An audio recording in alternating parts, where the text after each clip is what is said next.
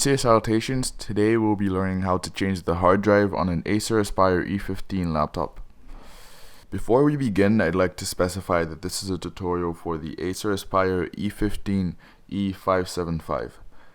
If you have a different model of the E15, this might not work for you.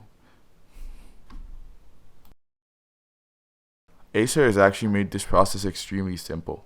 The first thing you need to do is unscrew the back panel towards the front of the laptop under it. After you've unscrewed it, remove the panel, and don't worry if it's a little hard. You probably won't break it.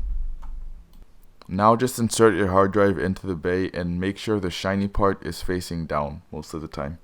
You may notice that your hard drive is a little too small for the bay it's intended for, in which case you may get this small socket or adapter from Acer that you can get by calling their customer service and telling them about this problem. They will usually mail it to you in a few days, depending on where you live, and it makes life a lot easier. Now you may simply wrap your adapter around your hard drive like done in the video, then screw everything in with the screws that should come with the adapter. Now your hard drive should fit snugly inside, so just slide it into the bay, making sure not to bend the socket, and enjoy your extra storage.